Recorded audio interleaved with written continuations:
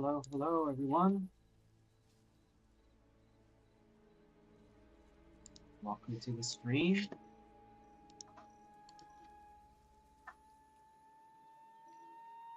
How is everyone doing today? I'm in trouble loading the stream today. Yeah, let's see if these fit.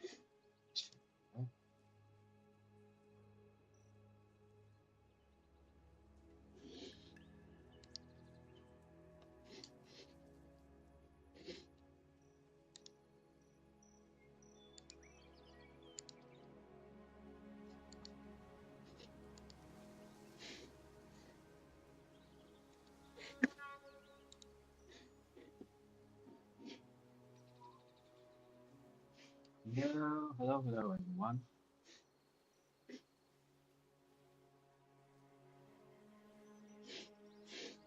Hello.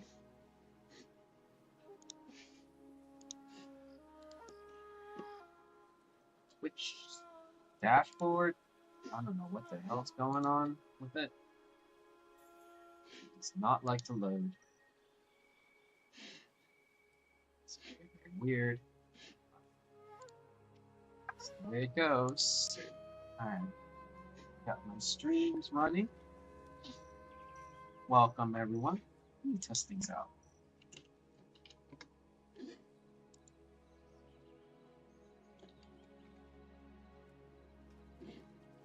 My TTS. Oh, I closed my TTS. That's why. Closed everything. Let's reinstall some software. Let's try me again. Let's activate my TTS. Find and activate. Okay. Let's streams. TTS. Vertical. YouTube.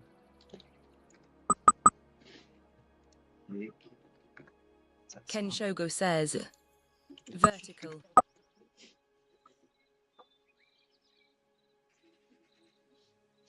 Ken Shogo says, YouTube. Finally up and Ken running. Shogo says, kick.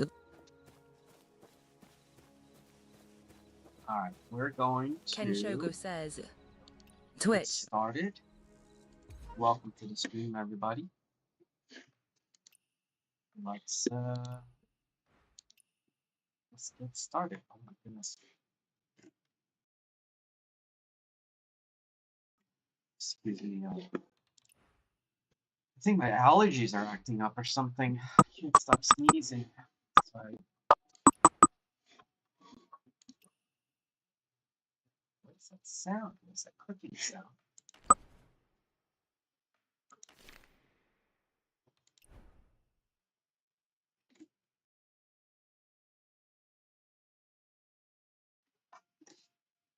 I don't know what that sound is, but it's kind of annoying.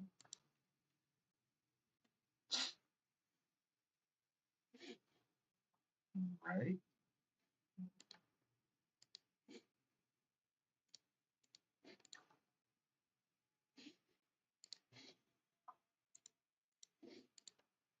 $33 is tier roots.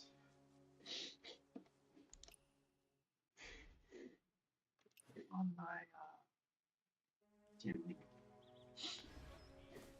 Okay, well, just want to show you guys something. It's pretty fun.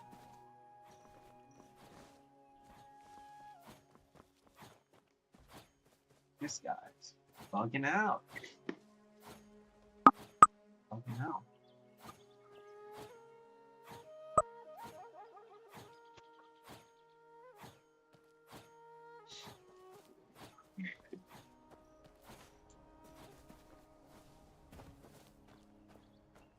Let's go to do our bounties.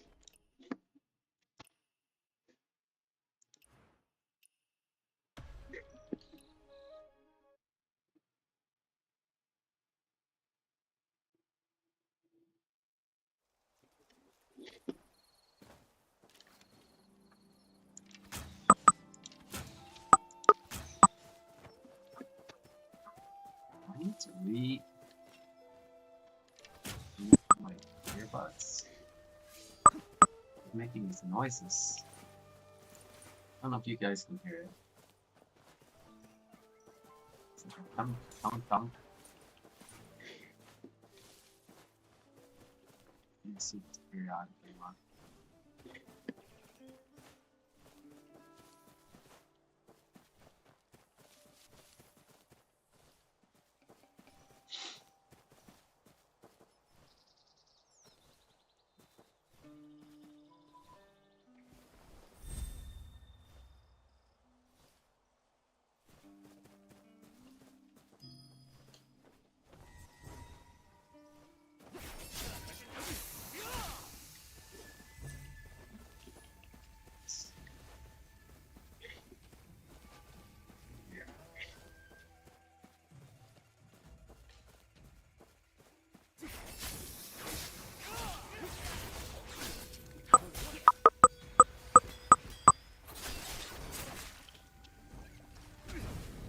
Yeah, I just heard it. Thump, thump, thump, thump, thump. What is that? This is nice.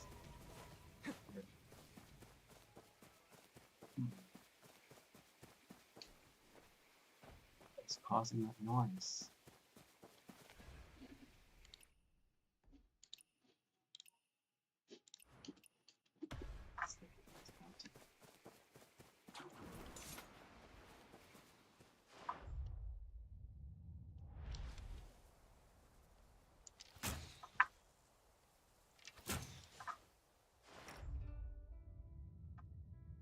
Here or here? Where to next?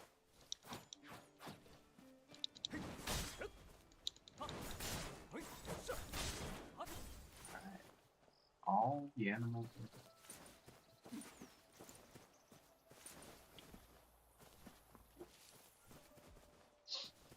are Ooh.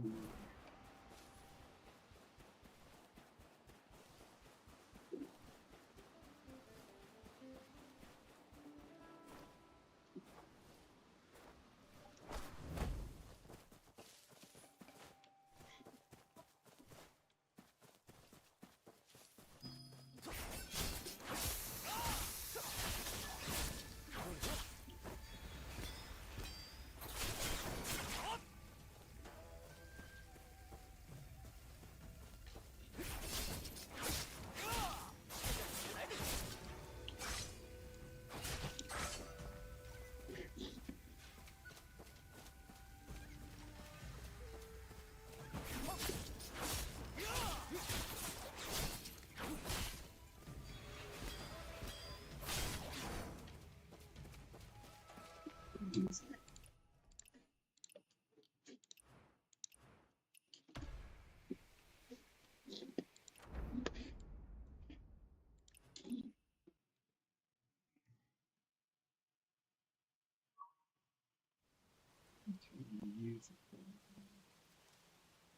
Music. Let's do this.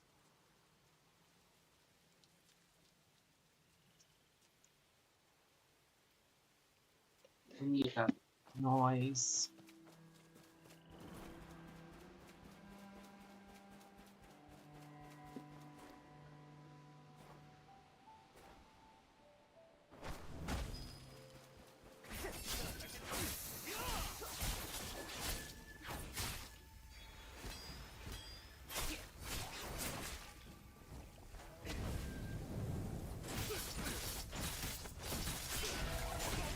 Ah.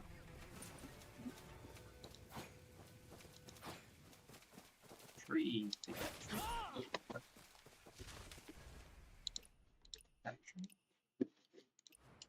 Get being that tree. How dare you occupy space around me? Away.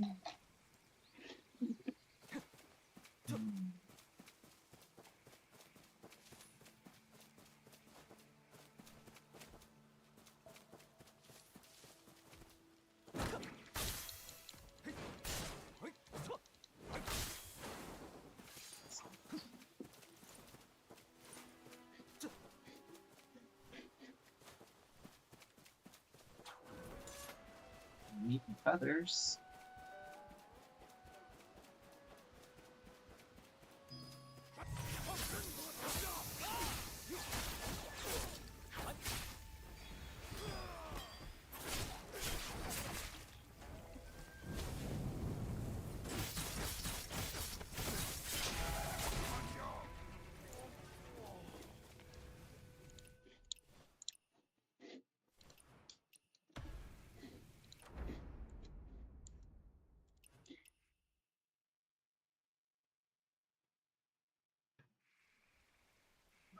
It's like,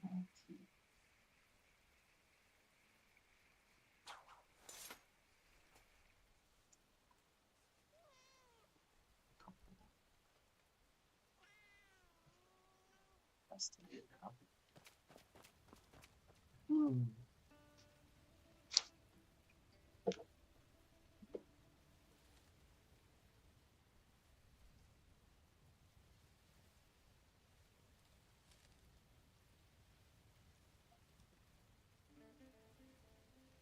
Hmm.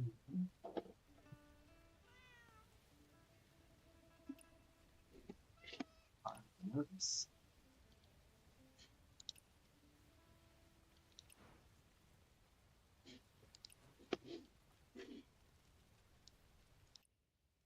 Yippee!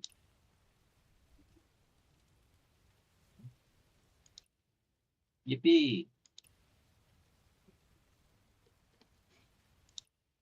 Yip! Hi.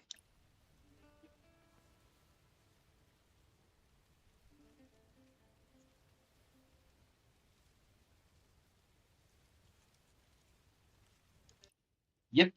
Pie. Not hi, pie. Pie. Oh my god.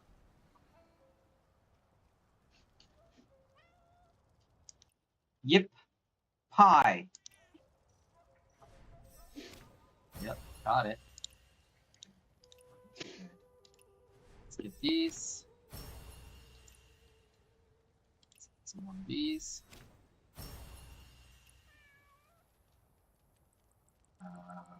Just these. Skin.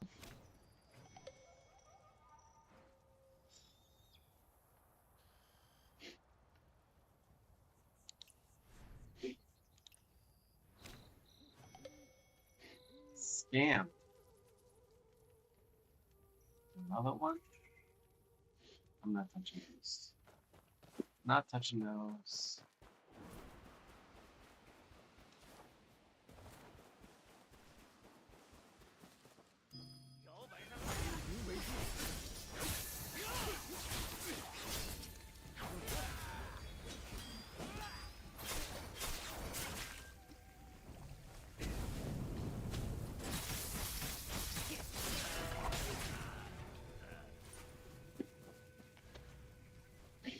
Isn't it crazy?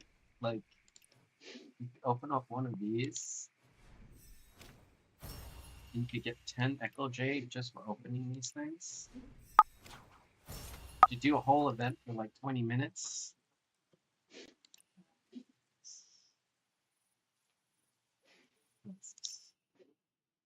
It's just a picture. All right. This one. So I managed to eat all of my soup without choking it. Yes, that's a progress, right? That's progress, right?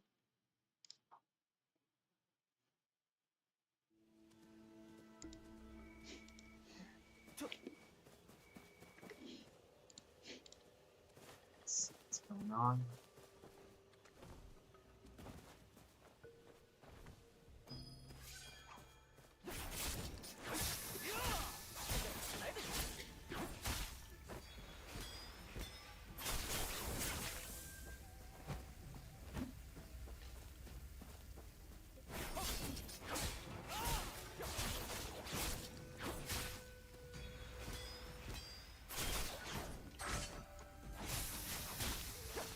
I keep hearing the horses.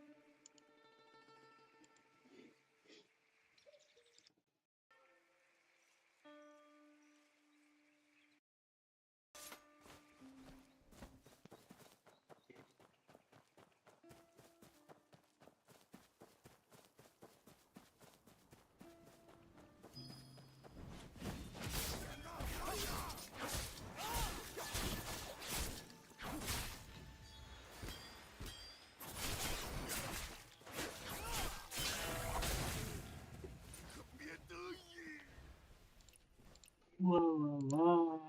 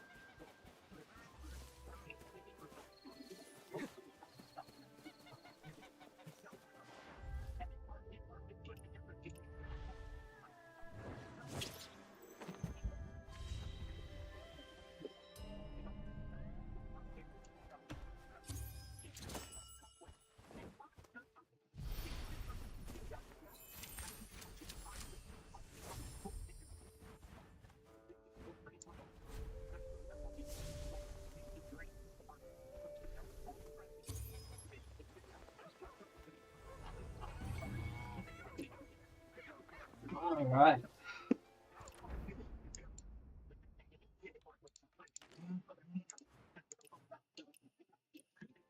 Let's do our Jumbo adventures.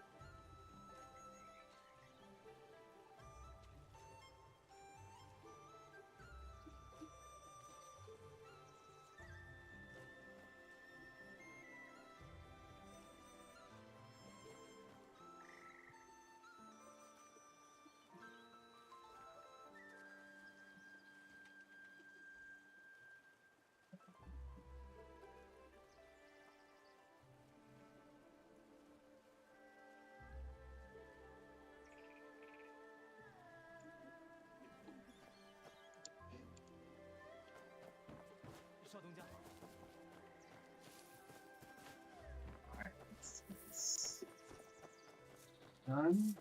Let's do something.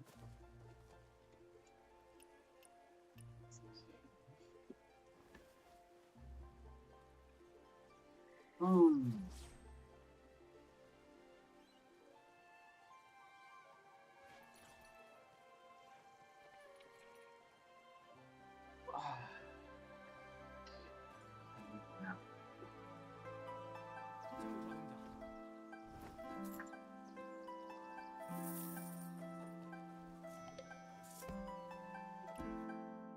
right. Scenario.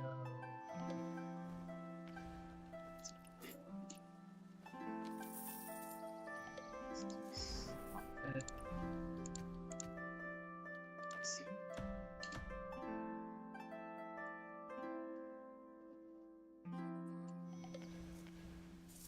Stevie Wondering Eastern.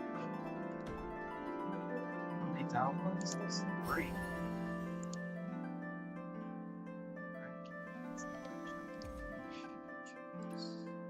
Stop. Shop.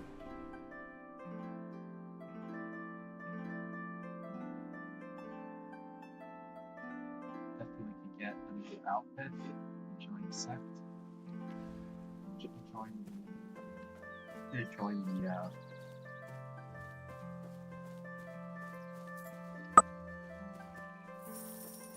Norse.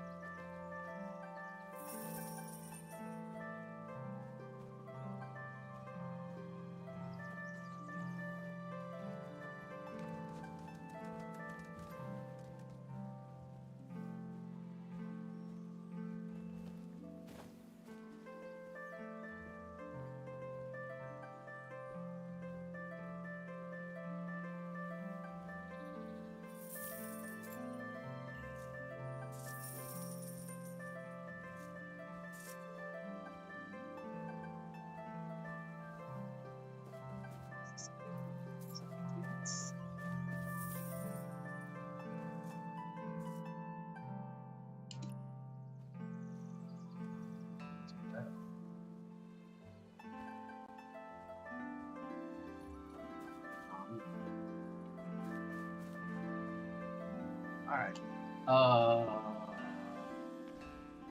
What is left to do? You don't have to do any more flowers. Yay! Got a lot of these materials. Won't do flowers for a while. Let's just double check these. Delicious fruit. We got 389. Beauty Beast Plume, 354. Jade Talon Pearl, 326.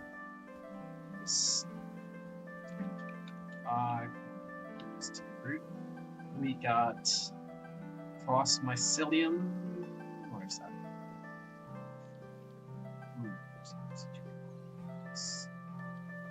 And then the Jasmine Sting, 273. Really don't need. Okay, so we have so much. We can upgrade all of our abilities to tier 6. So we don't need to do any of those. Let's do some outposts. Let's do some outposts. Let's go to the bathroom. Give me a second. I need to go to the bathroom.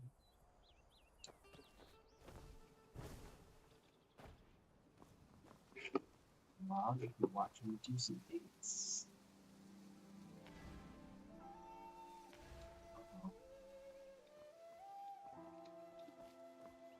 Let's do this. This is the long one.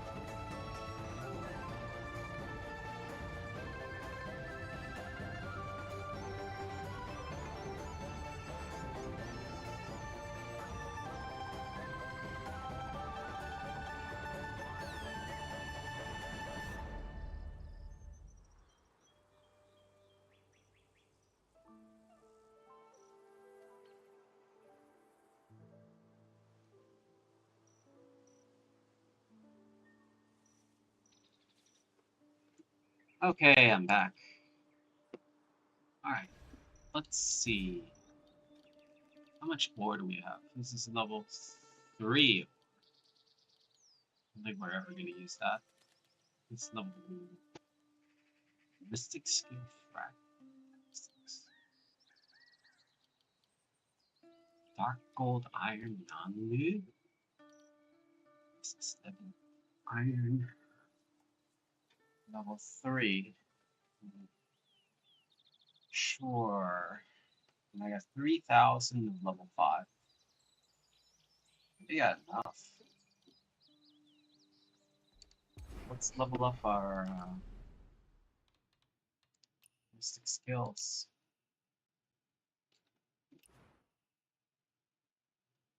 20 per level. So let's see. to breakthrough. 20.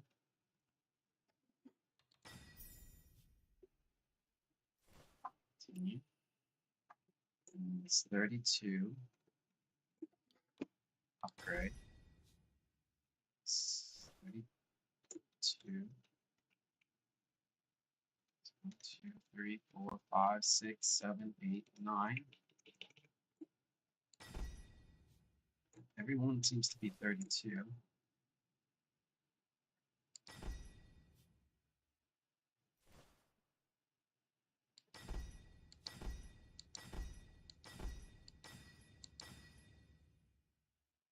Okay.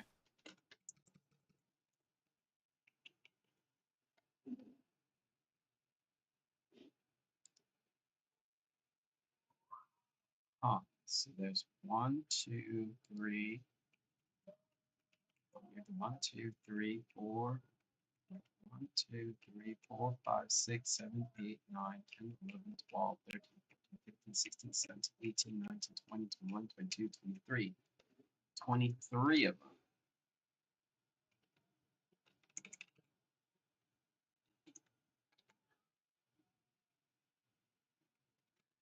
Oh, how many?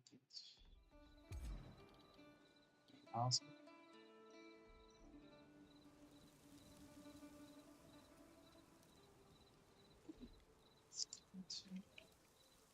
Speed 6,000.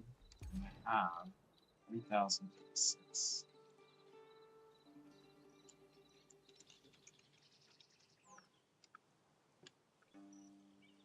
So we have a lot more. Let's get all the ones I use up. So it's tier 5. There it is.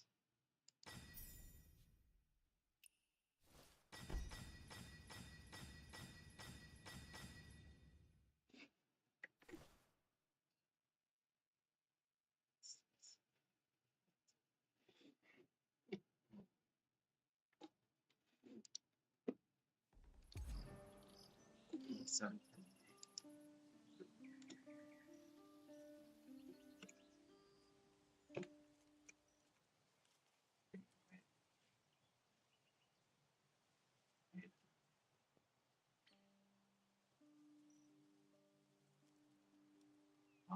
it's 308.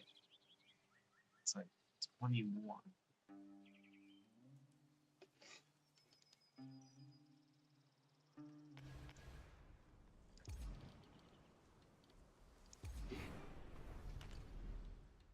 Let's level up another one. So,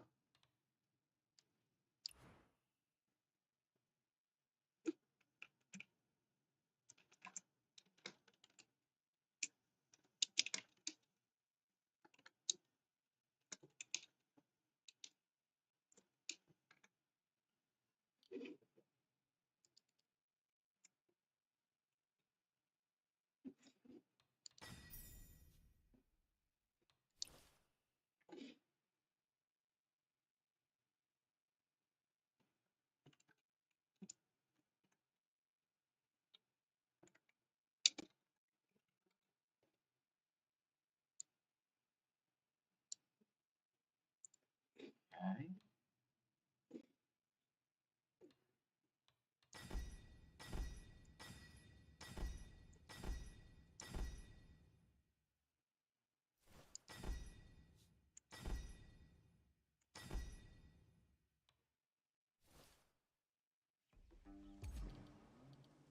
Four 40.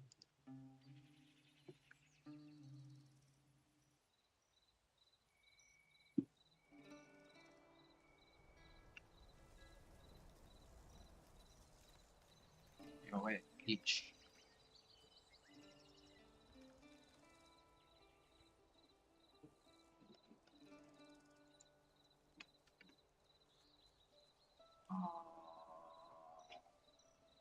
Three, eight, 14.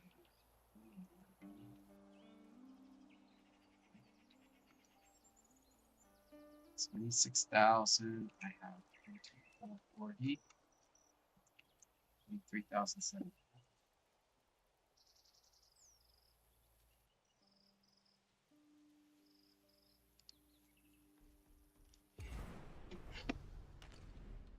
It's a lot of stones. I need. What else?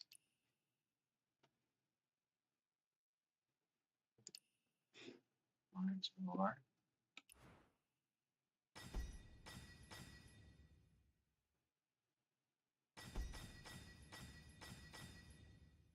Oh, shit. I need a lot.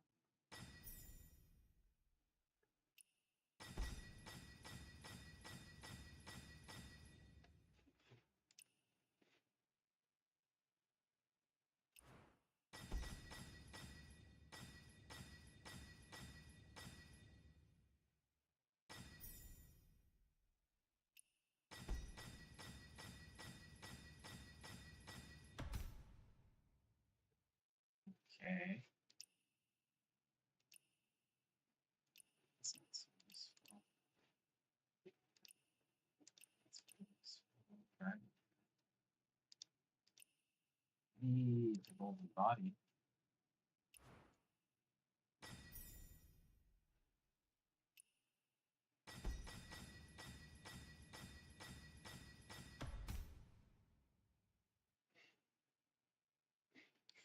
What's up there? Swordsman. Golden body.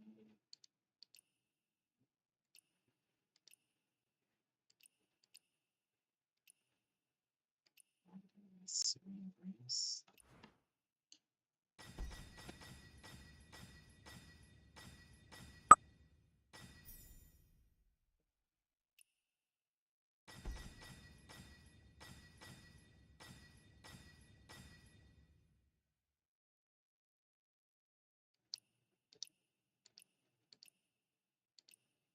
What's the steps?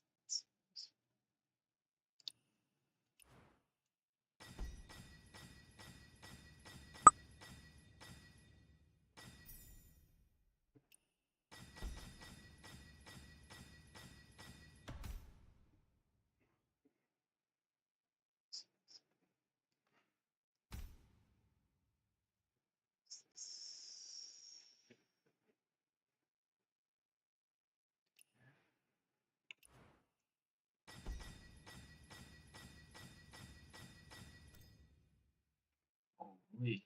Alright. What's this?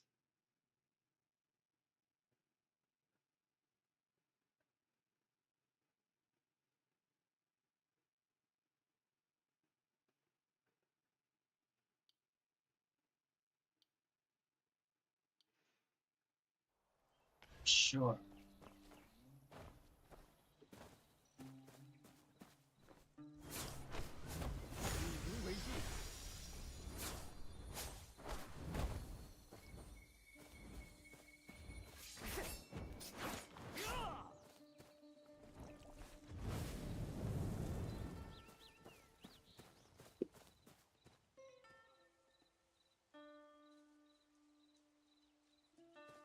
Uh-oh.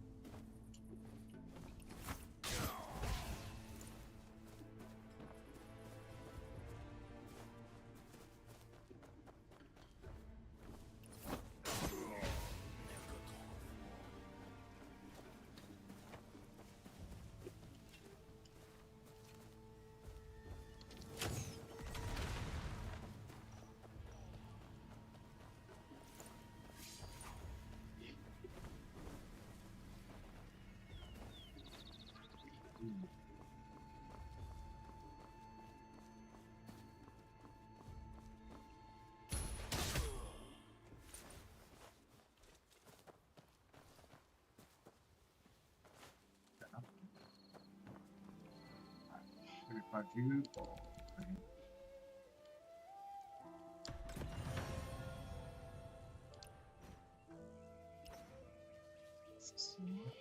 Just like that.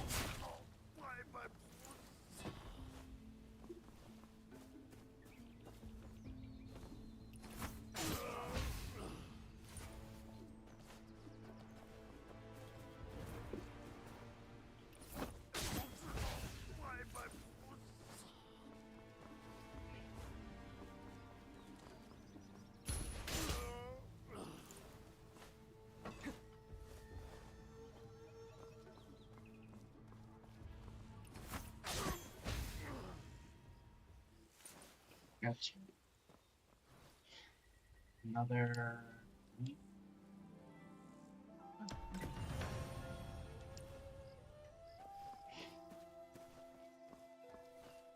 A lot more in this.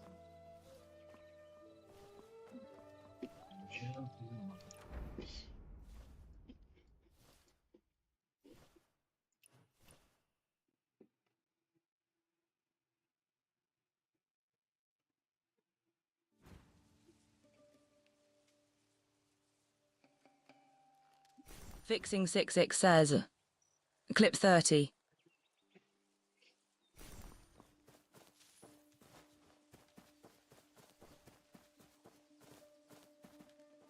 Hello. Clip 30. What's that mean?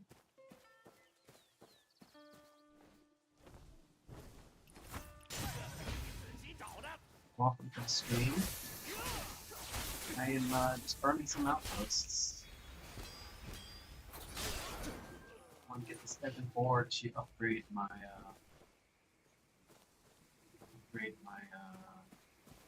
mystic skills.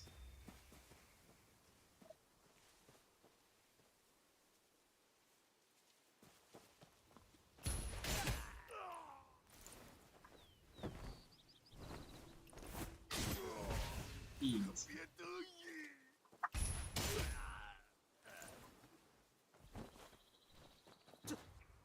Oops.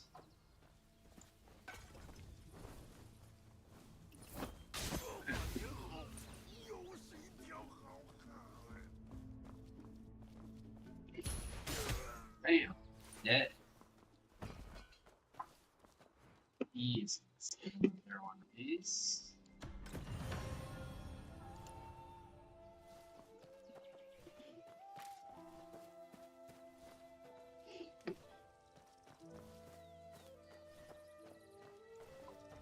Burn a lot. Burn a lot. Burn twice as much as we burned today. We pair up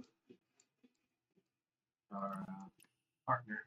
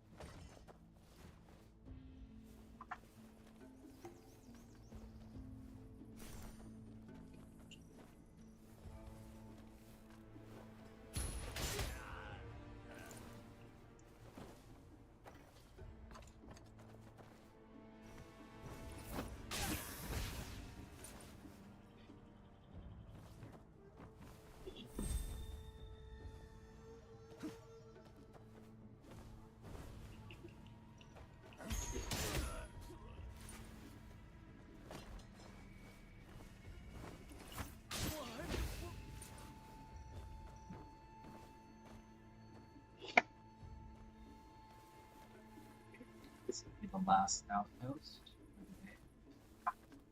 Shogo. We'll do more tomorrow.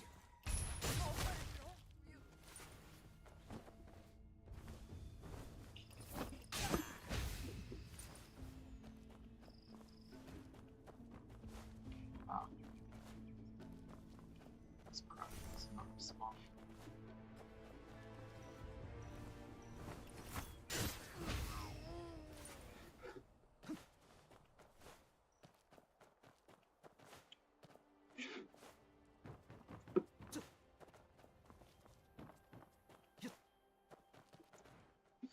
Let's burn this down.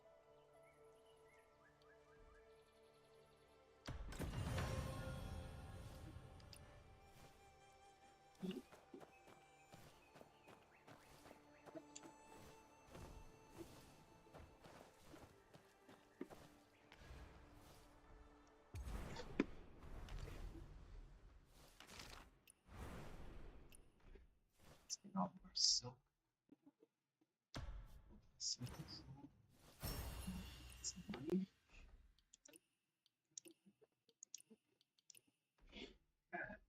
Good.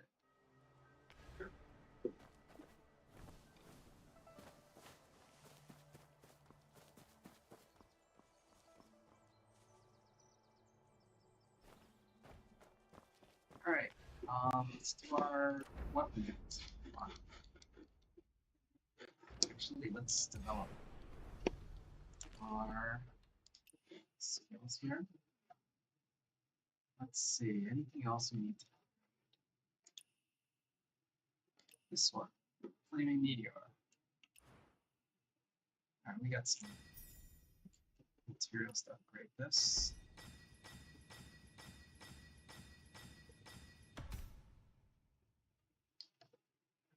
Where are we?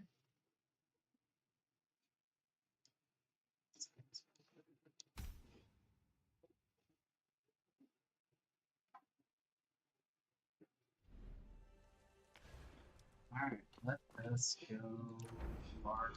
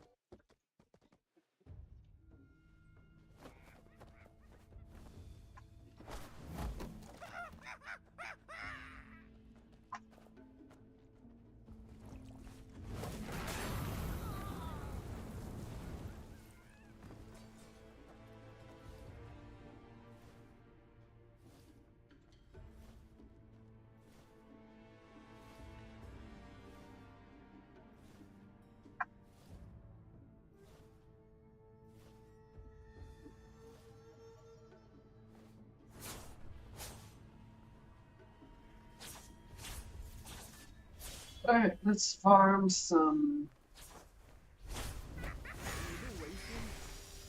buff drops.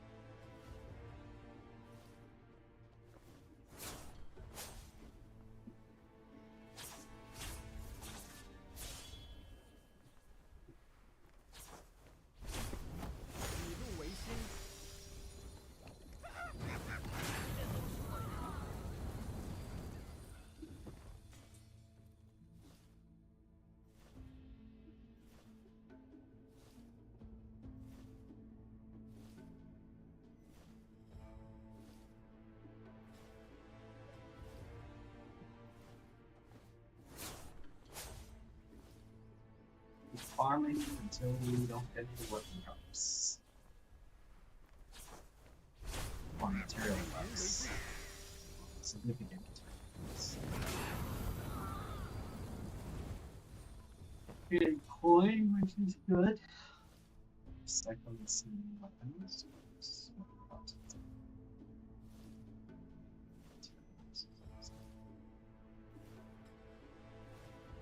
Do I need to min-max my weapons? Really? Well, it would be good.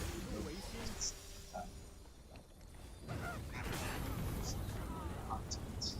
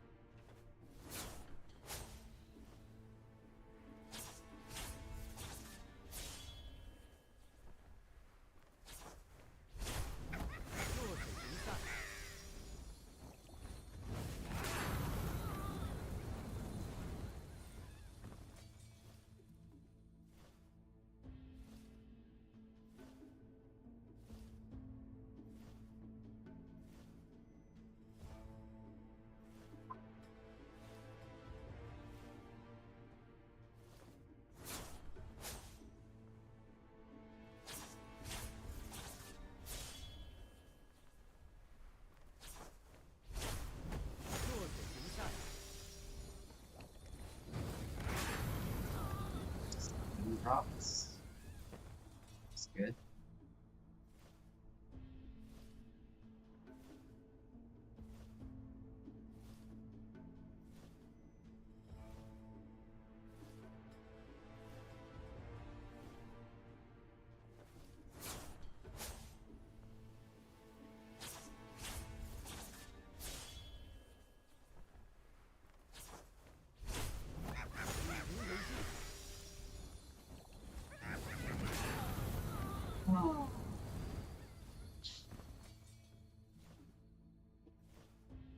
I get when you get something to eat, a little snack.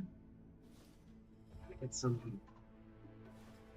dried figs and dried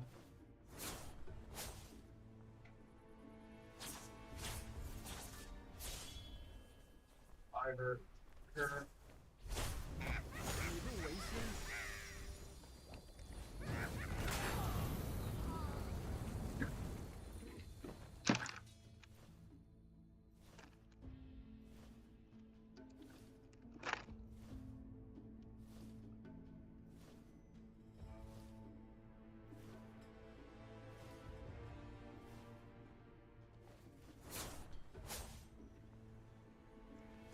Hmm.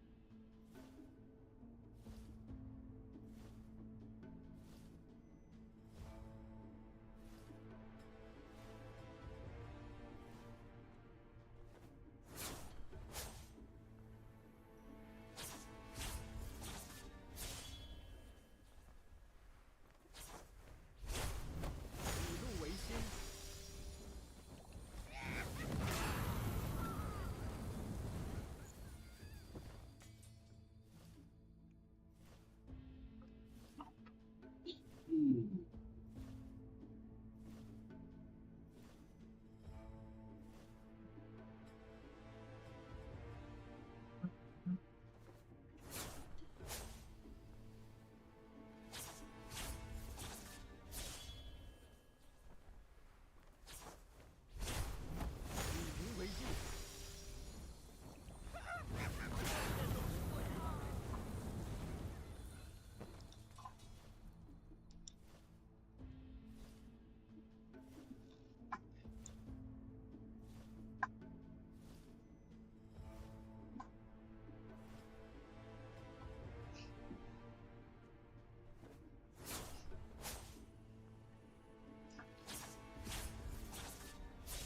Pretty interesting.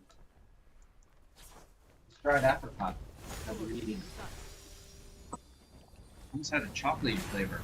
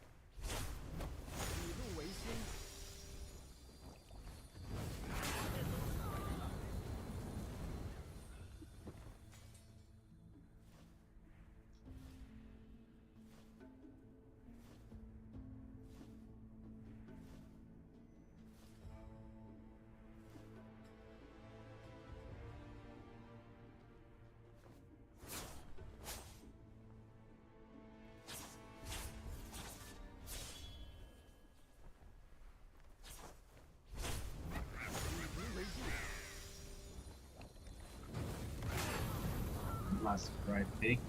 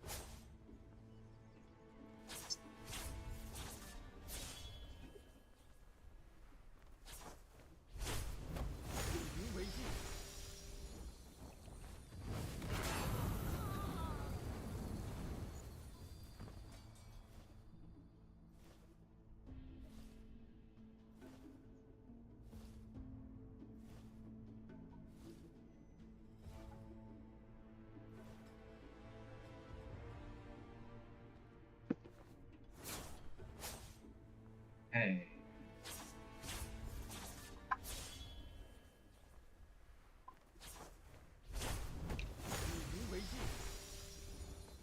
$2.99 for 9 ounces. Dollar 3 ounces. 16 ounces. $5.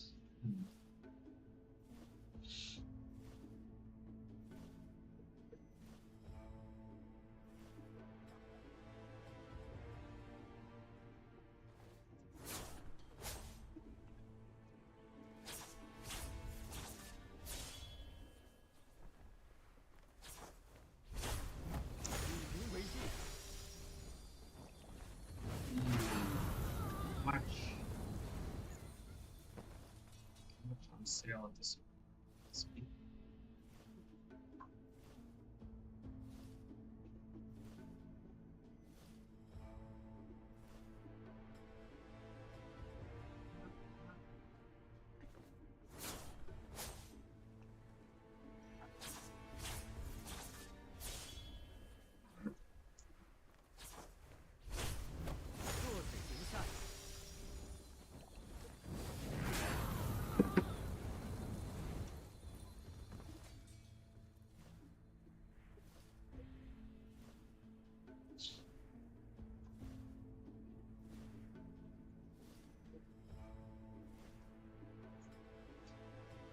All right.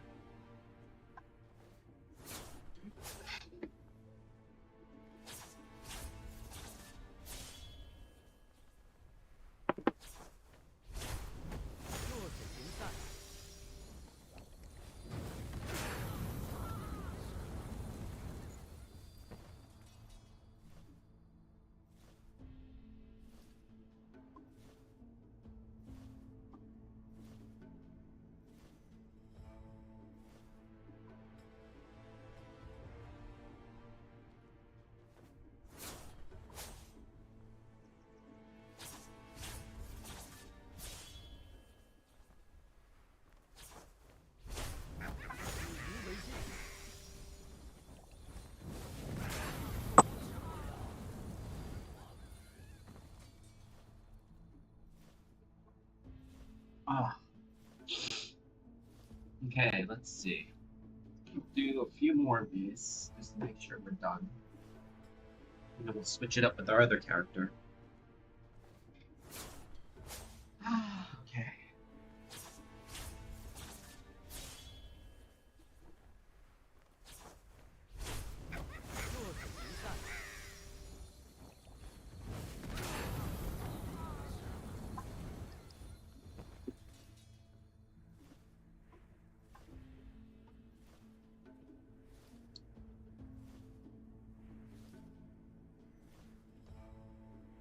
All right, one last one.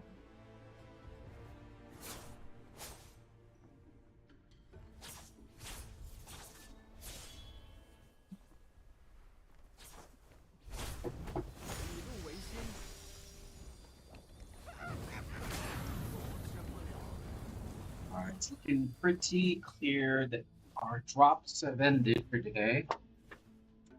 So let us exchange places.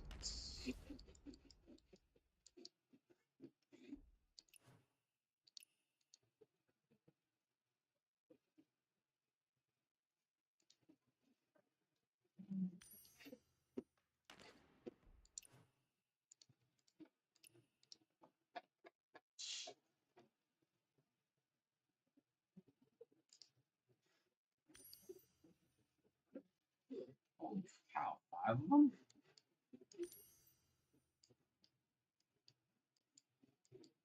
Six of them? Okay. 6 of them here too. Talk about me. Oh. Okay, so these are the 2 hotspots. Got it.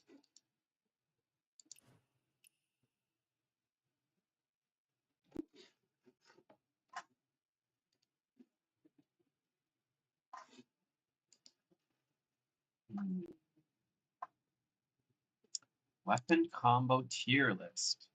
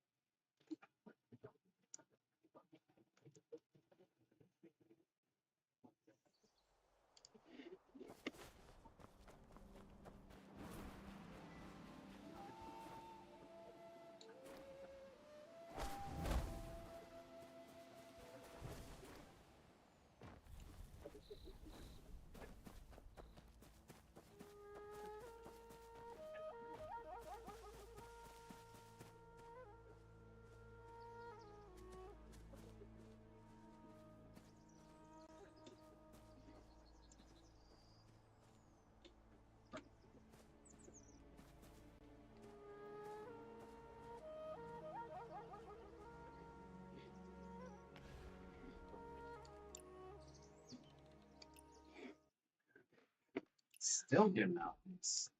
Oh, this is the last one.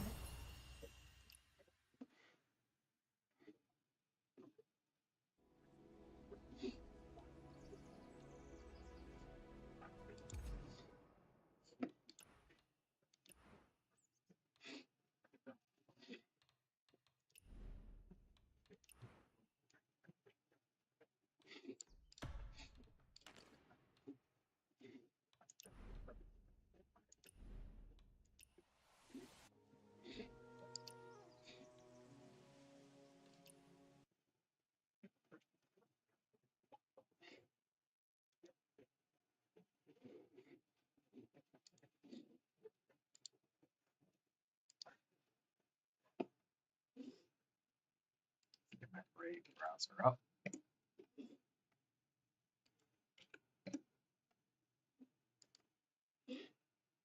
And let's watch this video. Hello everyone, I am Averse, the previous Rank 1 player for all of Season 1. I have played 2,895 matches at the start of Split 1 of Season 2, and I thought now is a good time to make a tier list of patch 1.3 1v1 arena weapon combinations. This tier list is my own personal opinion after playing thousands of games at the highest level for the current patch. With that being said, let's begin the video. Okay, there are some things I wanted to get out of the way before I start this tier list. Let me preface this by saying every single build in the entire game is viable to get to Mythic. It does not matter what you use. Even some of the worst builds on this tier list are probably better in like lower ranks under Mythic. The primary focus of this tier list is for climbing Mythic. It's for the players that want to play against the best players in Werewolves Me and which builds are the strongest and which builds might give you more of an advantage because they are better than others, right? The other thing I want to mention, I will only be covering builds that I see often on the ladder, either through my gameplay or through watching others' gameplay on Twitch or YouTube. Last tier list I did, I covered pretty much any suggestion someone in chat had, and I think that was a little bit of a bad way to do it because it was too many builds and I couldn't really give details on every single build because it was so unique and I never played against them. I'm only covering builds that I played against often, so I'll be able to give more feedback on it, and it should be better this way. But yeah, I just wanted to get that out of the way before we start. Okay, the first build we are going to talk about is on DPS Fan and DPS Umbrella. DPS Fan and DPS Umbrella is a A tier build. In my opinion, it is high A tier. This build was extremely strong when we only had 1 life, but now that we have talents to give us a second life, it's not as strong because you can't just cheese one-shot someone. But if someone knows the combo with Umbrella Fan and they have the level 6 of Blossom Barrage, I believe that's the name, where they can constantly use those Umbrella stuns in the long combo. If you have that, this build is insanely strong. Borderline S tier. The problem with this build, and what most players will come to realize when playing this build, is when you play it against higher tier players, the best of the best, this build is harder to pull off. It's kind of like a noob stomper build in a way. It's a lot better for players that don't know how to play against it and don't have experience against it, and it falls off harder versus players that are extremely good. That being said, it doesn't mean that this build is bad versus extremely good players. It's just harder to pull off. You're going to have to put in way more effort. The second build we are going to talk about is Healing Fan, Healing Umbrella. Right away, I can confirm to you that this build is honestly probably the worst build in the entire game. And any build that utilizes a healing weapon, whether it be the fan or the umbrella, automatically makes the build very bad. Healing weapons in 1v1 PvP are awful. They have 90% healing reduction, so you're only getting 10% of your actual healing. The the rope dart, when you charge the rope dart, actually heals way more than the actual healing weapons. The healing weapons are just really not good in 1v1 PvP. They're not meant for 1v1 PvP. So any build for 1v1, it is better in 3v3. It actually has a role in that, and it has a role in GVG and other PvP game modes, but for 1v1, no, this build is not it. It's horrible. The third build we are going to be talking about is DPS Umbrella and Nameless Spear. This build is actually pretty bad. I was debating putting it in C tier, but I think I'm going to exclusively leave that tier for healing weapons. The main thing about this build is pretty much the only way they're dealing damage to you is Nameless Spear Q into Umbrella Q into Nameless Spear R. And if they have like more Umbrella Qs, they can do Nameless Spear Q into Umbrella Q into Soaring Spin into Umbrella Q into Nameless Spear R. They can do stuff like that. That's pretty much their only way of dealing damage, is they have to stun you with the Nameless Spear and then into the Umbrella Stun, or the Umbrella Stun and then into the Nameless Spear, or into the... They basically have to land a stun. The Umbrella Stun, like raw landing it, is borderline impossible if your opponent knows how to dodge it.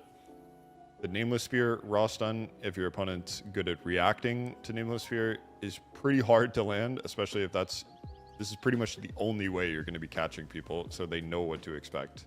And for that reason, the build is, not good. It has very limited options to catch people, and the options it has are easy to predict, and the opponent knows exactly what you're going to try to do. So yeah, for that reason, it is not that good of a build. The fourth build we are going to be talking about is Heavenquaker Spear, Nameless Spear. Heavenquaker Spear, Nameless Spear holds a special place in my heart because it is the most annoying build to fight on the current patch. I would actually, if I had to do a tier list based on the most annoying builds to fight, this one would be up there. Not only is it a double spear build, you have to memorize what weapon it looks like. So when people run two of the same weapon, the weapon appearances look different. So you have to remember what appearance is the Nameless Spear and when they pull it out. So you know if they're going to Q you or Heavenquaker Q you. They have the safety of always having Nameless Spear Q available. They have the safety of always using Heavenquaker Spear with Wolf Chaser R for tenacity. It's just such a safe build, and the amount of pressure this build can output on you is honestly disgusting. It's basically, if you're ever close range to them, you're always threatened by either Heavenquaker Q or Nameless Q, which is Heavenquaker Q is a fast ability. It comes out extremely fast and it has tenacity. Your options of playing around it are limited. The Nameless Spear Q, you have to reaction dodge it. So at any given moment, you have to react to those two spears, and they're just constantly pressuring you. A really good player playing this build is extremely annoying to play against. They're just going to coin flip Yakshas into you after tenacity, and they're going to keep up the aggression on you and constantly make you guess which spear they have out. And for that reason, it is a very strong build. It's A tier. I wouldn't put it above DPS Fan, DPS Umbrella, but I'll leave it here for now.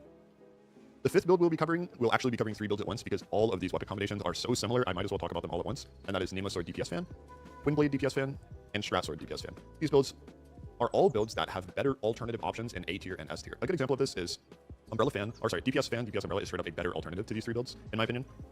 what having a EPS fan allows you to do on your build is it allows you to cancel Talon Strike and Yaksha Rush and animation. You can just cancel at any point in the animation with the backflip wall or the teleport, which no weapon in the game has access to other than the DPS fan. So that alone kind of changes the fundamental gameplay of your build. But having a fan as your secondary weapon, it doesn't allow you to tab swap into it to extend your combos. So when you're doing Strasser combos and you want to tab swap out because you have no cooldowns, you can't true combo out of that with the fan, and it's just really awkward. What having the fan does is it allows you to catch in different ways with the cancellation of Talon Strike and Yaksha, and you can constantly fish for that and get out of it without being punished. Or you can look for the fan knockup, and then when they're falling down, you can chain it with a combo. I've seen players do that. Those are very interesting and cool ways you can catch people in this build, but that's really all it has going for it. The downsides are far more like prominent than the upsides of this build. And most, if not pretty much every single build in A and S will just be straight up stronger than this build, and that's why I'm going to be putting it in B. I don't see why you would ever play one of these three builds over DPS fan, DPS umbrella. It's just straight up a better alternative, better combos, higher damage, safer. And yeah, for that reason, I'll be putting those three at the top of B tier. The sixth build we will be talking about is Nameless Sword and Nameless Spear. I call this the Frank build on stream. Most players that play this build, they run away most of the game and they'll play off the Nameless Sword Q cooldown and the Nameless Spear Q cooldown, and they'll just play for catches. If I wanted to tier that playstyle, it would actually not be S tier. The players that actually know how to play this build and can utilize the aggression of the Nameless Sword and Nameless Spear and the catch potential while also being good at reactionary gameplay makes this a very oppressive build. It is worse than a few of the other builds in the game, but we haven't gotten to those yet. But I still believe this is an S tier build. It utilizes Nameless Sword Q catches and Nameless Spear Q catches to always keep their opponent on their toes. It has amazing combo extensions, and you can do very, very high damage combos. Not as much as other builds, but still extremely useful for the amount of utility it provides. You can play like the Frank playstyle and run away all game and play off Q catches. You always have that option available. Or you can play in your opponent's face and play pure reactionary gameplay with both Nameless. Very strong build, and for that reason, it'll be an S tier. The next build I'm going to talk about is Nameless Sword Strat Sword. This build is very, very strong. I used to play this build back in the start of Season 1. This was one of the first few builds I ever played to climb ladder. It's still pretty much the same build from back then. The only difference is Nameless Sword got buffed a little bit, so you can Q catch differently and it's less ping reliant. And for that reason, and with players learning more about how to combo, plus our new soaring spin, the build is actually really strong. The main downside with this build is there's really no safety net, like there's no gimmick mechanic. It's just pure reaction gameplay. This build, if you want to be a demon at this build, you have to be insanely good at your reactionary gameplay, like holding Strat R and pressuring people constantly with Strat R and parrying out of it constantly and swapping to the Nameless Sword mid combo so people don't recognize which sword you're on and Q catching. You have the advantage of having two of the same weapon type, so you have two swords, so you can use that to make your opponents guess which sword you have out at any given time, and you can discreetly use your Nameless Sword Q and catch people off guard, and you have the element of surprise sometimes with that. But this build just has no gimmick or no safety net or nothing like that screams that it's OP. It's just pure reaction gameplay with tons of options and tons of weapon combinations. The weapon combinations you can do, the combos you can do on this build are endless. You can do tons and tons of different combos. It's just like a reaction combo build. It's extremely good, but I wouldn't put it in S tier. The eighth build we will be talking about is Nameless Sword and Twin Blade. I was really debating on putting this build at high A tier or low S tier, but I think I will set build our end action prize since sword you're on it during play. Actually, Season 1, it's in Nameless face and play pure reaction build. But as much Nameless Spear, two of the other builds catch potential to tier that build.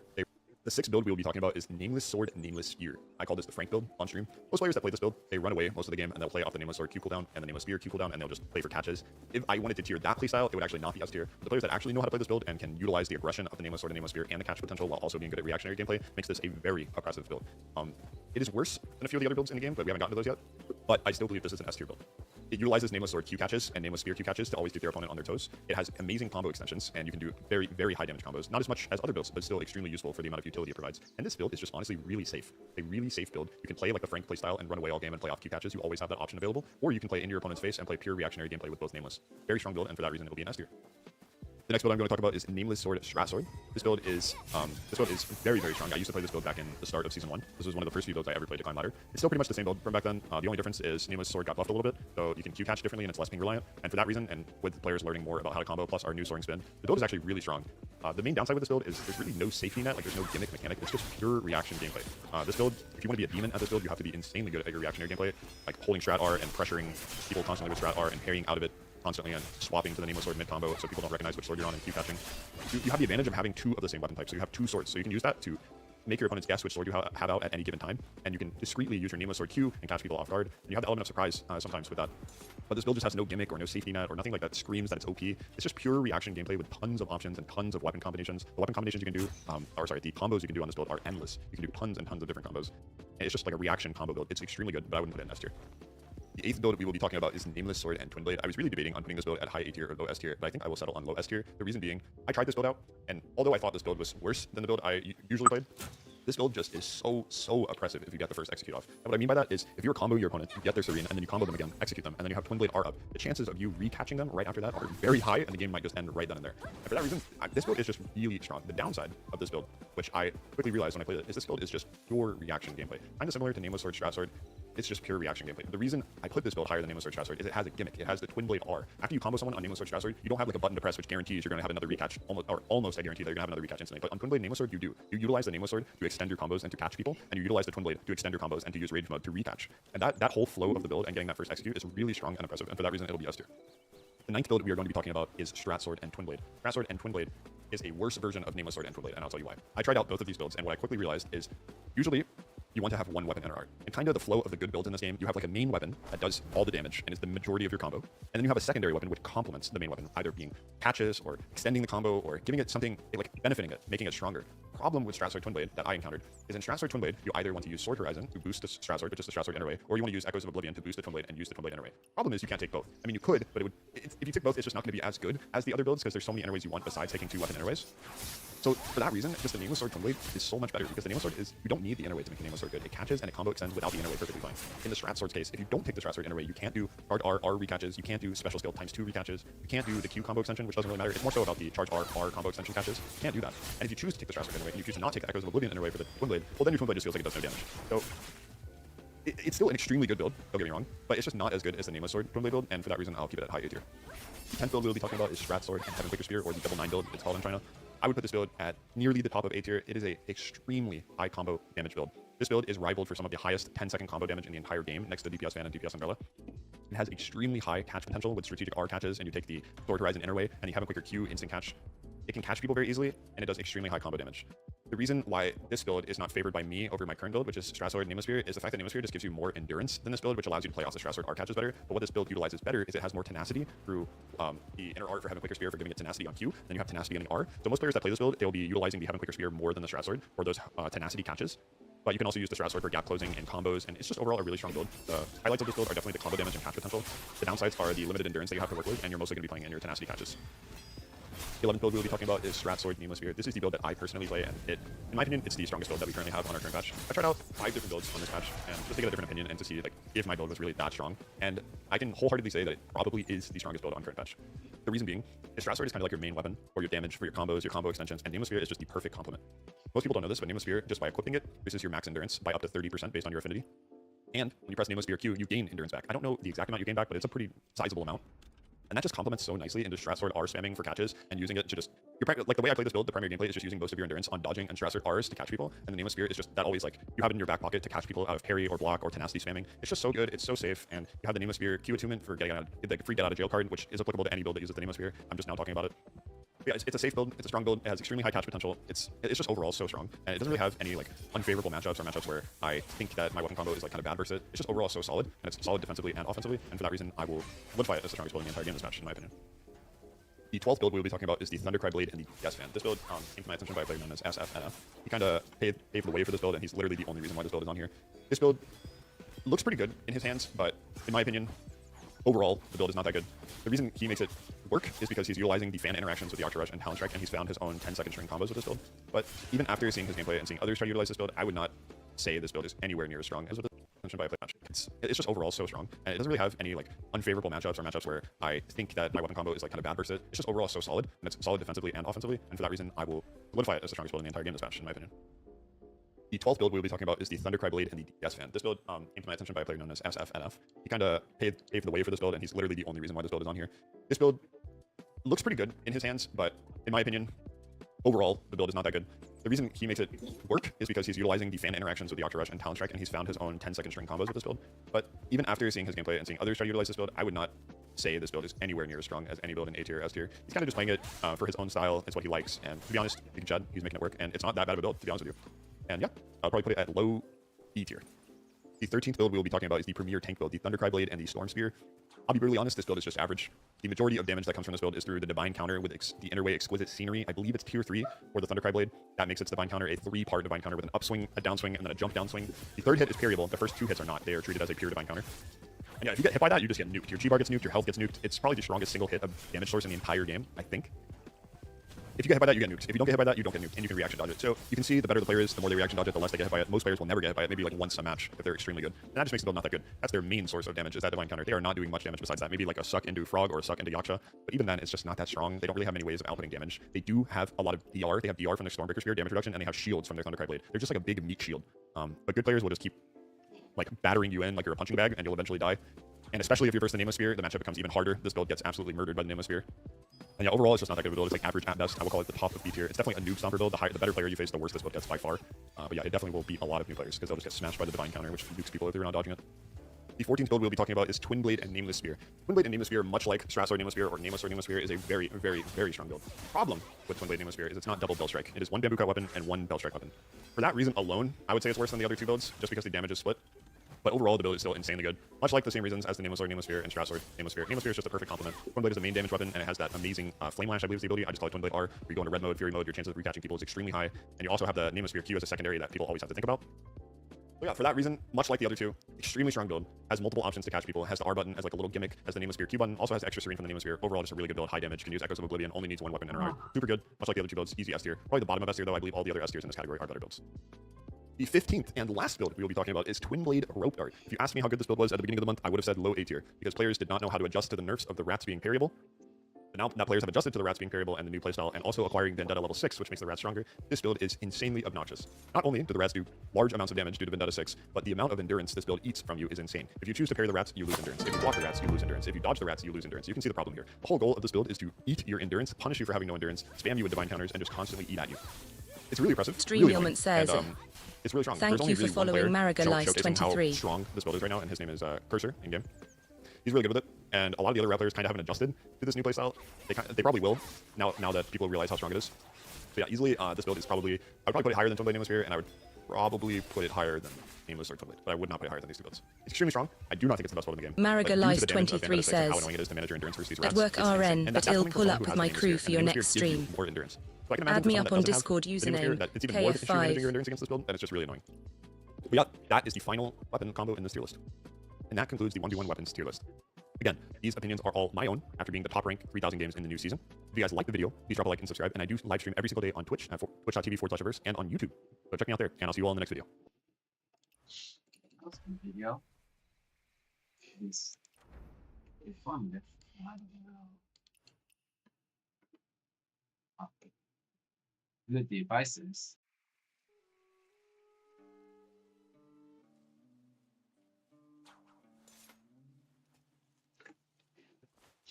Allergies going nuts.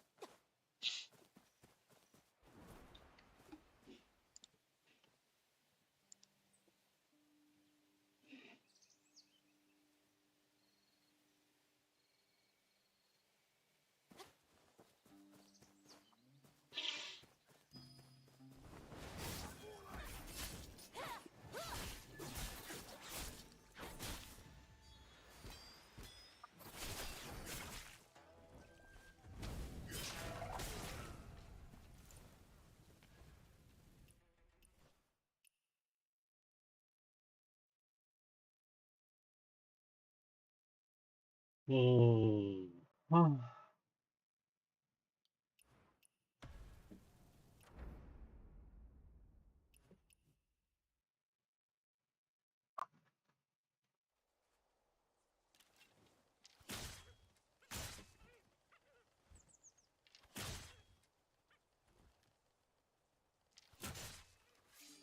Easy.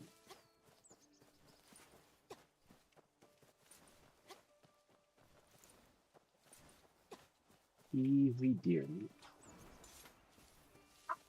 Venison, I guess.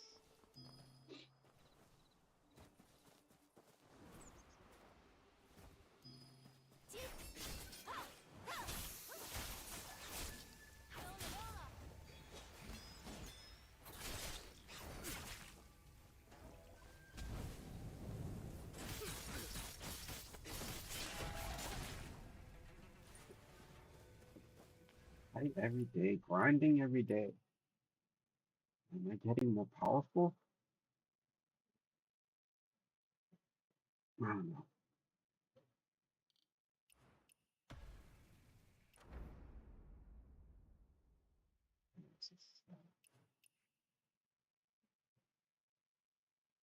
I'm gonna dig to the vendettas and bounties.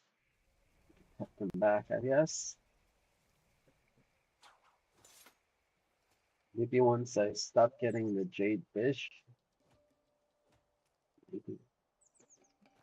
There'll definitely be a cutoff.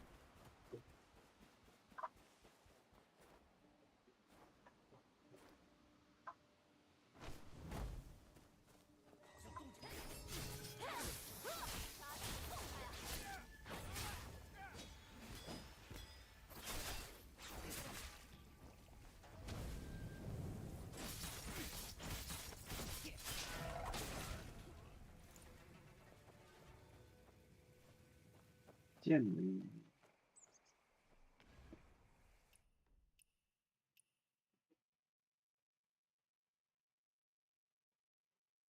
Let's see, what else? What else can we watch? This has to stop.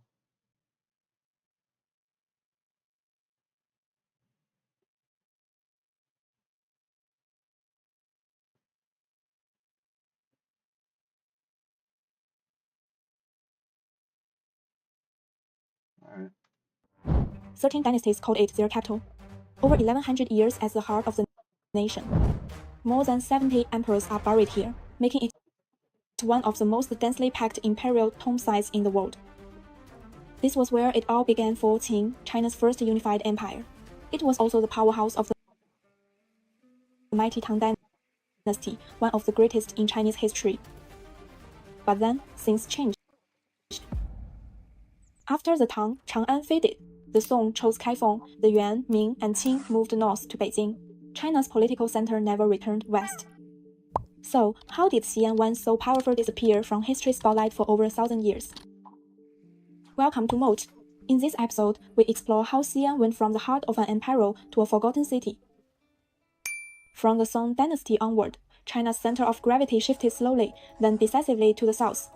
And Xi'an, it drifted into the background, a relic of past glory. For a city that once rivaled ancient Rome in scale and influence, it was a dramatic fall from grace. So, what really happened? The short answer? The economy moved south, but the long answer? That's where things get interesting. The economic shift didn't happen overnight.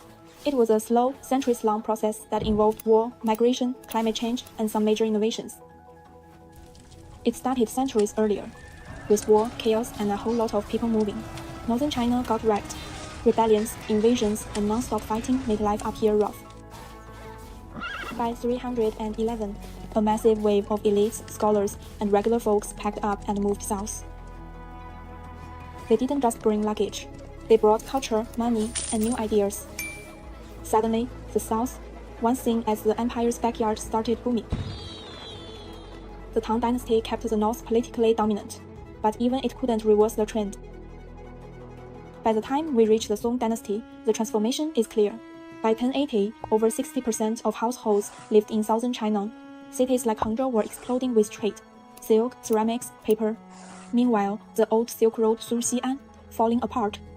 Too dangerous, too remote. Instead, coastal trade took over. Ships from places like Quanzhou and Guangzhou were now carrying China's goods to the world. By the Southern Song, booming maritime trade was bringing in nearly 1/5 of all government revenue. By contrast, back in the Tang dynasty, trade taxes were just a drop in the bucket, less than 5%. That's right, the sea, not the desert, was the new superhighway. And Xi'an, too far inland to keep up. But wait, there's more. The land itself was changing. The fertile Guanzhong Plain, once called the land of endless grain, was wearing out. Centuries of farming and logging led to soil erosion. Water ran low, rivers dried up. By the Song dynasty, even getting water in Xi'an was a struggle. And just as the land dried out, new enemies rose up, not from the west but from the northeast. The Khitans, the Jurchens, the Mongols, all threats that made northern cities like Beijing way more strategic. So while Xi'an faded, Beijing rose, closer to the danger, easier to defend. That's why the Yuan, Ming, and Qing dynasties all ruled from the north. So yeah, Xi'an didn't just lose its capital status overnight. Its decline was long, layered, and relentless. It was the environment. It was trade. It was water, war, geography, politics. A 1,000-year cocktail of change that pushed the empire's heart farther and farther away. After that, Xi'an kind of faded from the spotlight. Few people paid attention to it, and it was easy to forget. But here's the thing. It's exactly during those quiet, overlooked years that the pieces slowly came together, shaping the city we see today.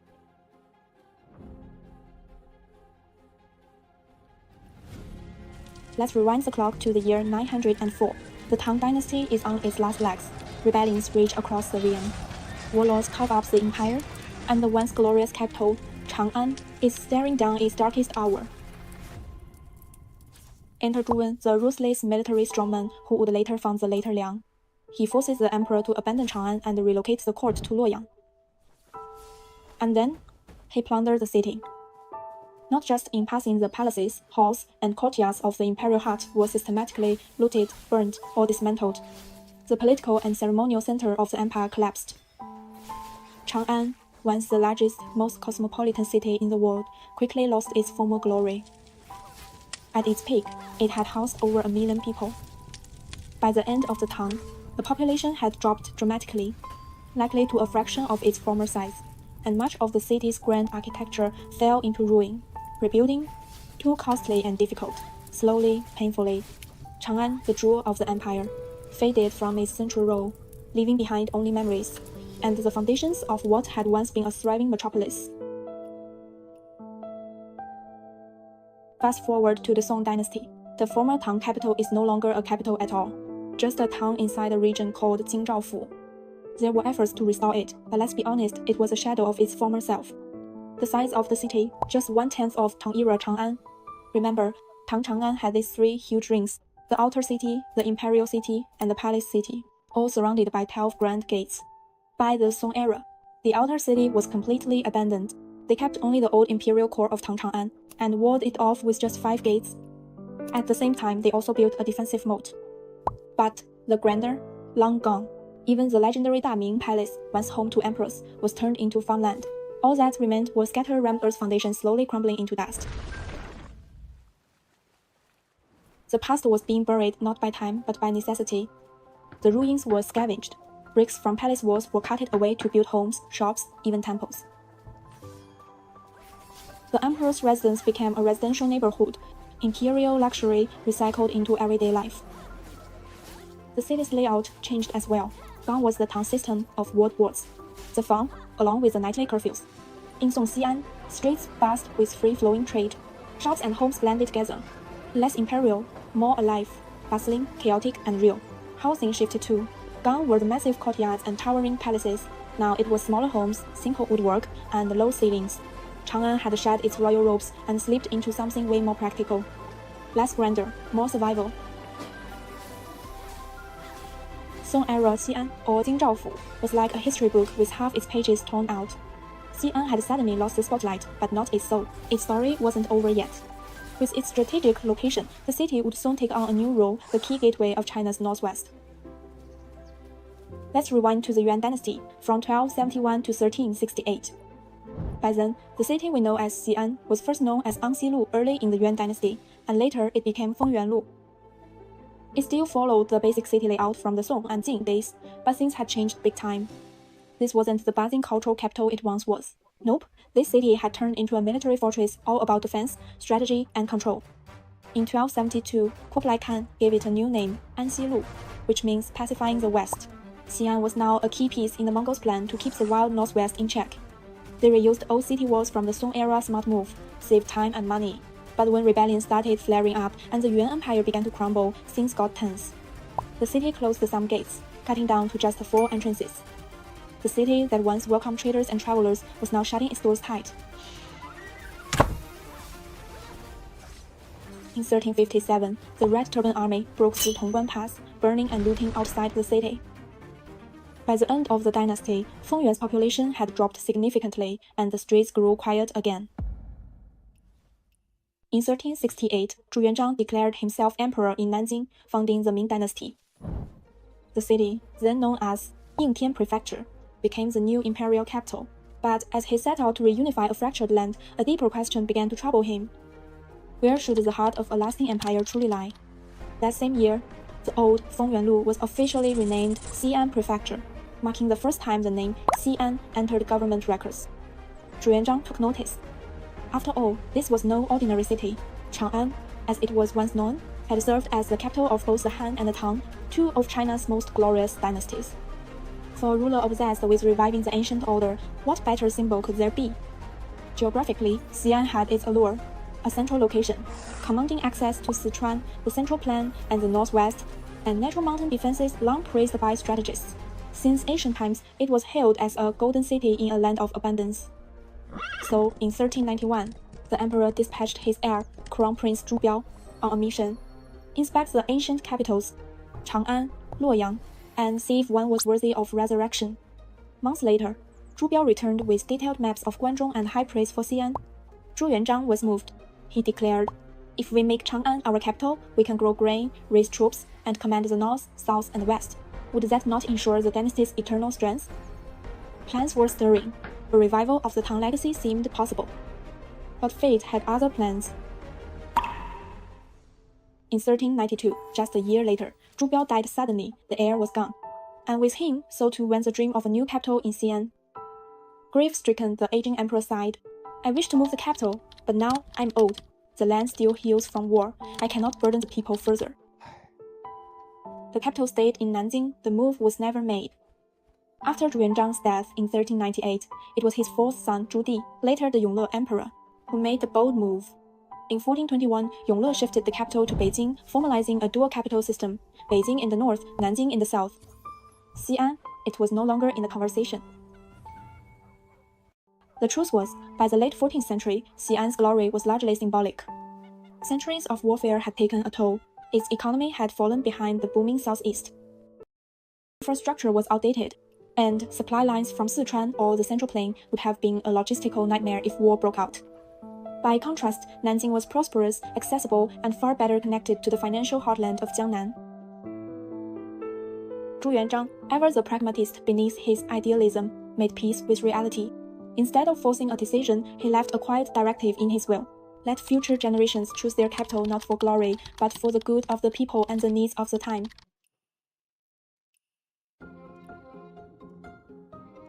Even though it never became the capital, back in 1370, Zhu Yuanzhang had sent his second son, Zhu Shang, as the Prince of Qing to rule Xi'an. Starting around 1375, early in the Ming era, the city walls got a major upgrade. They expanded by nearly a third, becoming taller and stronger, lined with 98 watchtowers, gate barbicans, and surrounded by a wide, deep moat. These imposing walls are basically what you see standing today, symbols of strength and defense. Inside the city, everything was carefully planned. 4 massive avenues cutting through the city. The Prince of Qing's mansion stood proud. Confucian temples reflected order and tradition. Military command centers in This audio is so bad.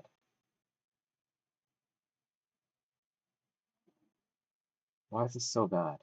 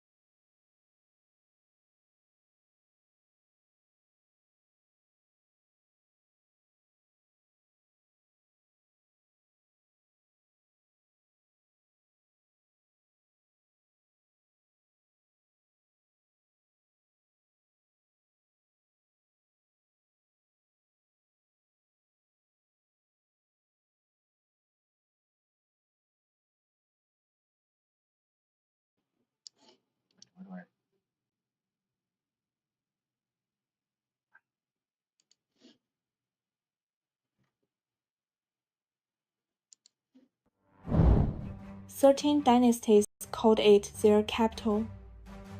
Over 1100 years as the heart of the nation. More than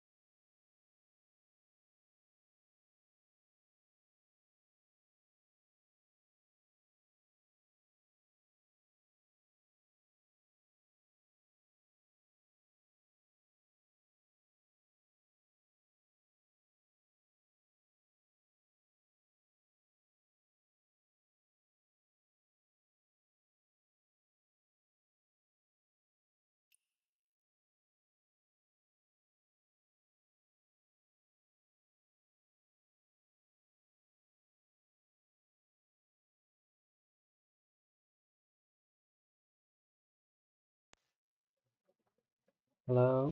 Okay. Let's finish this video. For someone to speak. Tower is the largest, most intact, and most magnificent of its kind in all of ancient China. City, Chang'an, as it was once known, had served as the capital of both the Han and the Tang, two of China's most glorious dynasties.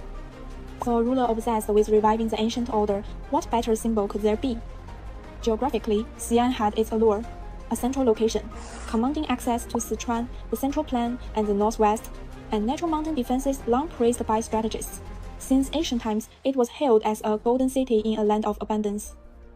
So, in 1391, the emperor dispatched his heir, Crown Prince Zhu Biao, on a mission: inspect the ancient capitals, Chang'an, Luoyang, and see if one was worthy of resurrection. Months later, Zhu Biao returned with detailed maps of Guanzhong and high praise for Xi'an. Zhu Yuanzhang was moved. He declared, "If we make Chang'an our capital, we can grow grain, raise troops, and command the north, south, and west. Would that not ensure the dynasty's eternal strength?" Plans were stirring. A revival of the Tang legacy seemed possible. But fate had other plans. In 1392, just a year later, Zhu Biao died suddenly, the heir was gone. And with him, so too went the dream of a new capital in Xi'an. Grief-stricken, the aging emperor sighed. "I wish to move the capital, but now I'm old. The land still heals from war. I cannot burden the people further." The capital stayed in Nanjing. The move was never made. After Zhu Yuanzhang's death in 1398, it was his fourth son Zhu Di, later the Yongle emperor, who made the bold move. In 1421, Yongle shifted the capital to Beijing, formalizing a dual capital system, Beijing in the north, Nanjing in the south. Xi'an, it was no longer in the conversation. The truth was, by the late 14th century, Xi'an's glory was largely symbolic. Centuries of warfare had taken a toll. Its economy had fallen behind the booming southeast. Infrastructure was outdated, and supply lines from Sichuan or the Central Plain would have been a logistical nightmare if war broke out. By contrast, Nanjing was prosperous, accessible, and far better connected to the financial heartland of Jiangnan. Zhu Yuanzhang, ever the pragmatist beneath his idealism, made peace with reality. Instead of forcing a decision, he left a quiet directive in his will: let future generations choose their capital not for glory, but for the good of the people and the needs of the time.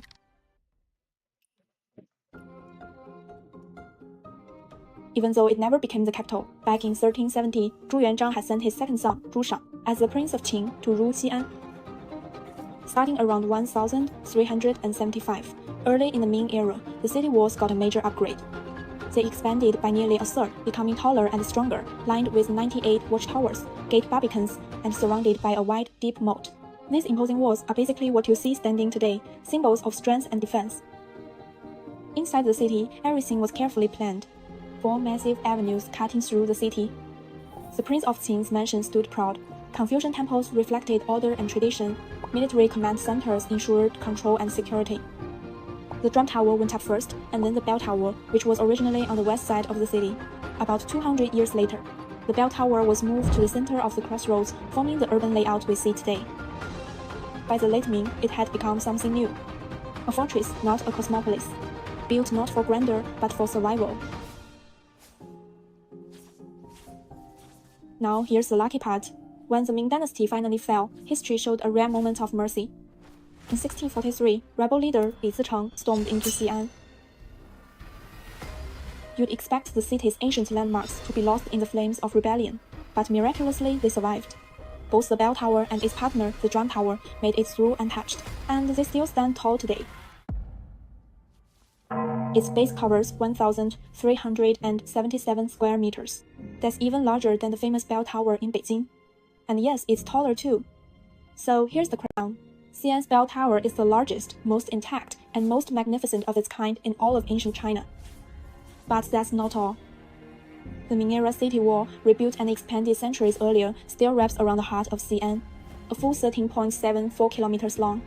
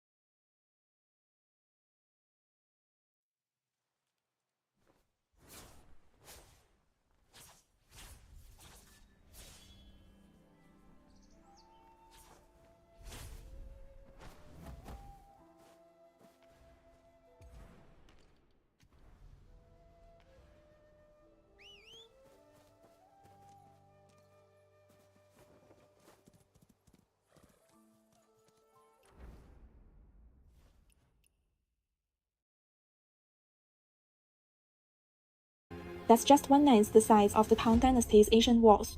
But here's the twist. It's one of the biggest and best preserved ancient city walls left in China. Sure, there are others, but none come close to its size and impressive defenses. And today, it's even on UNESCO's tentative list for World Heritage status. When Li Zicheng took the city, he did more than just occupy it. He renamed it Western Capital Xizing and founded a new regime, the Great Shun. For a moment, Xi'an became a capital again, a new beginning, a fresh chapter. But it didn't last. Just 2 years later, Qing forces crushed the rebellion. Li's empire vanished, and with it, Xi'an's brief return to center stage. What was once the heartbeat of dynasties became a footnote in the grand epic of China's history, a flash of glory gone before the ink could dry. When we hit the Qing dynasty, Xi'an didn't really get bigger. No flashy expansions or grand new palaces this time. Instead, the Qing rulers focused on keeping what was already there strong and standing. Think of it as maintenance mode for the ancient city walls, making sure they held up through the years. A lot of what you see standing today dates back to this revival. Inside the walls, things got interesting in a different way.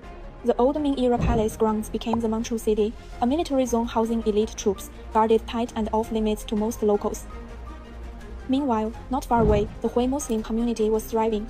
Around Huajue Lane, the 7 mosques and 13 neighborhoods blossomed into a lively, spiritual hub for Xi'an's Hui people.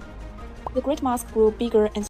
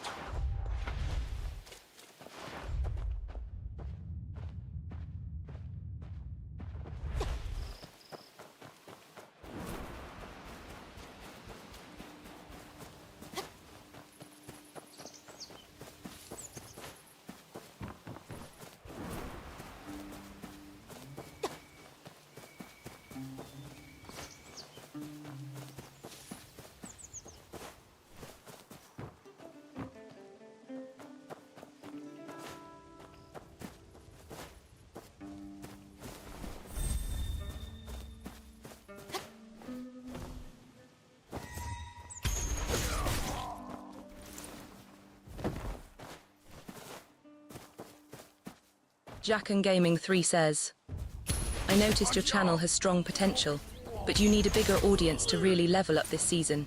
It's about positioning the streamers who grow now are the ones securing real income and long-term success on Kick.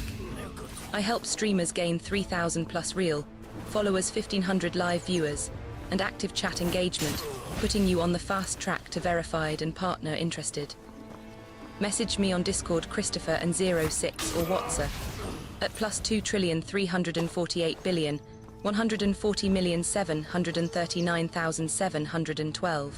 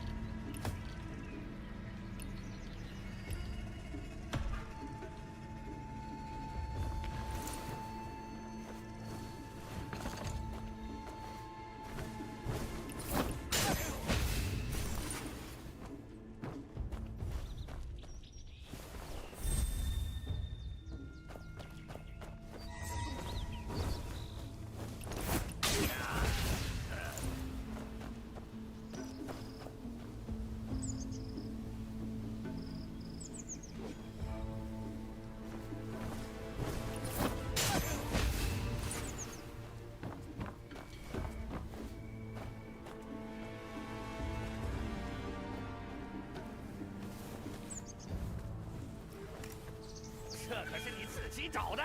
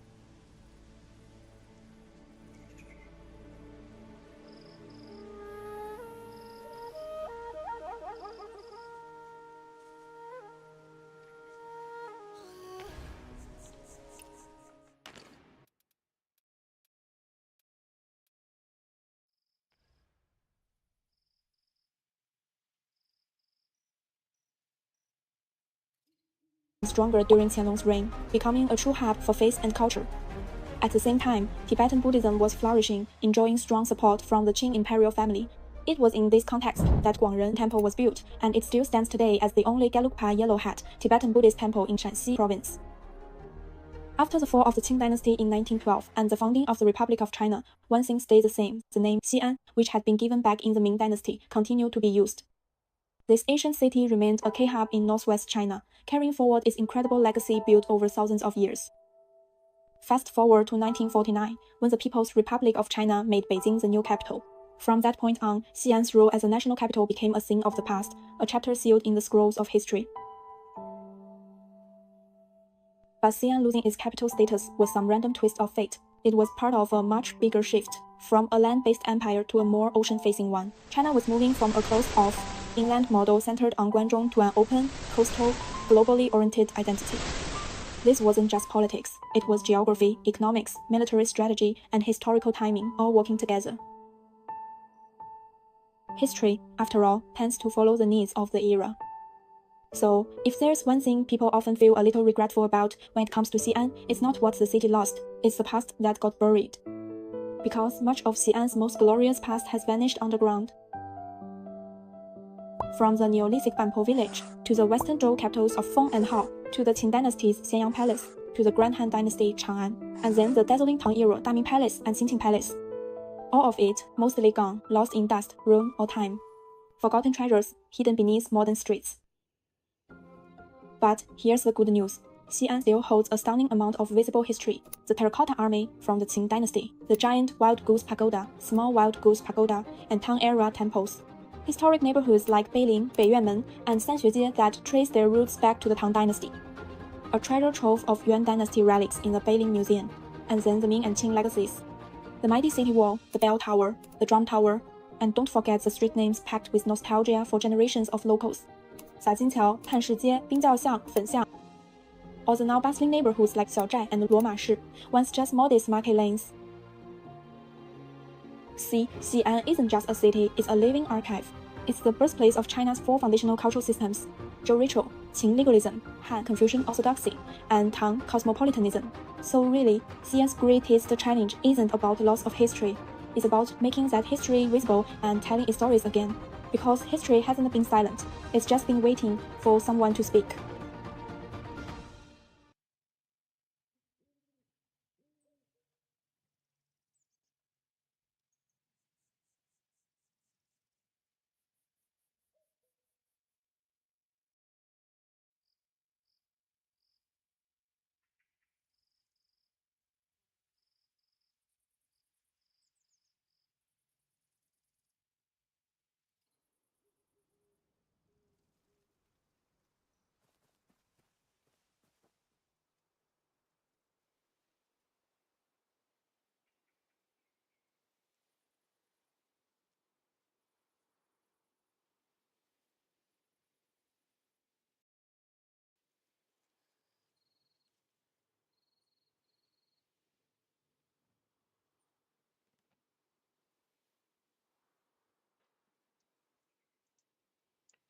Okay, guys. I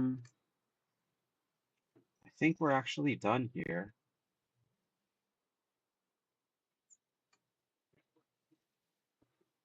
Done everything there is to do for today, I think.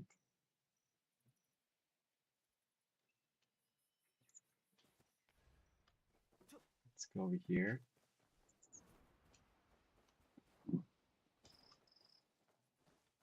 This guy. Beast Venom.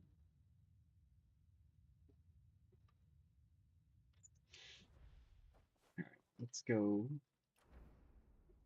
and get some flowers.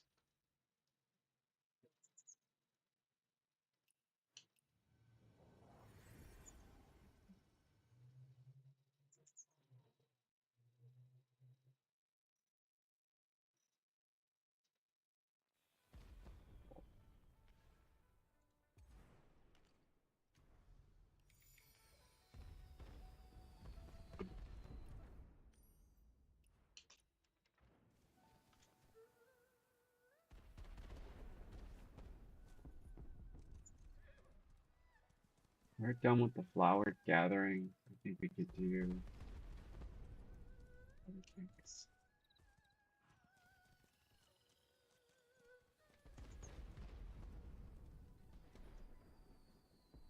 One peony, 2, 3, 4, 5, 6. Let's just what's this? Oh,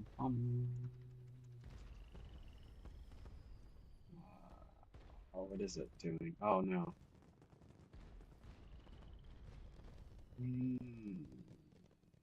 About this one. This one?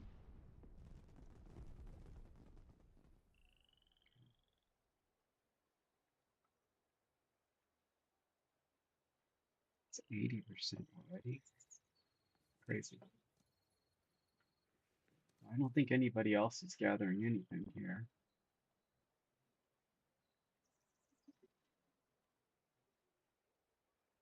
You get flowers here. Alright, there is nothing else for us to do in the game right now. We spent all of our energy. We're gonna work on our partnership in a day or two. We get all of the flowers done. On gemming. But for now, we'll just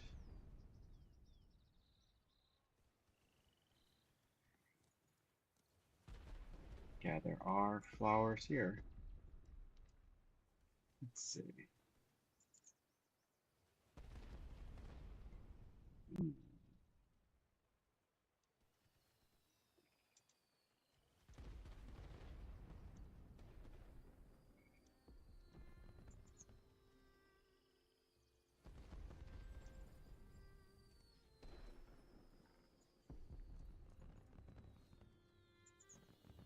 What?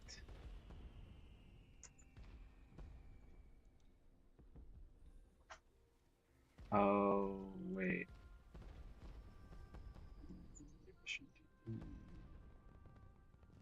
Yeah, probably nobody's gonna mess with me.